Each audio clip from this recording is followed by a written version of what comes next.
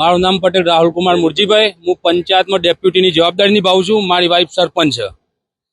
મારો તબેલો એ નદીના પેલી બાજુ છે. બોમણવાડ ગામમાં મેસો નદીના રસ્તાની 25 વર્ષથી વાત ચાલે છે. 2016માં દરખાસ્ત બનાવેલી છે. એ ગણના 397 લાખનું બજેટ હતું, કોનું એસ્ટિમેટ હતું.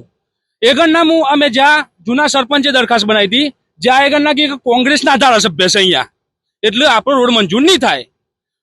એ બધું જ્યું. આજે તો ભાજપના ધારાસભ્ય છે.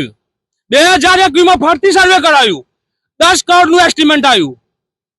2021માં 10 કરોડનું એસ્ટિમેટ આવ્યું છે. એ હું આવા ખેડૂતોને કરવાનું છે?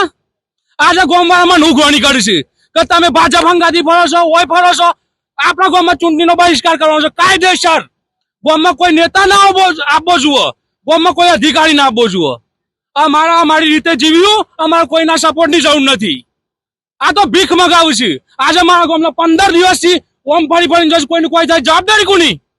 કાલે પોલીસ સ્ટેશનના ગ્રુપમાં મેસેજ આવ્યું કે નદી કિનારે જાવ ના, એટલે ગામનો સરપંચ નદીના કિનારામાં મરેલો હતો. શું થાય? રજૂઆતો કરીને થાય. મારા ગામમાં પાણીની ટોકી, સ્કૂલ પહોંચ 3 વારે નોન યુઝ કરેલી હતી, હમણાં કામ ચાલુ થયું છે.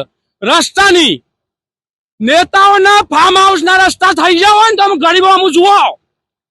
નેતાઓના ફાર્મ હાઉસ જવાનો રસ્તા થઈ જાવ તો ગરીબો અમુક જુઓ. નકર આ વખત ગામમાં કોઈની એન્ટ્રી નહીં મળે.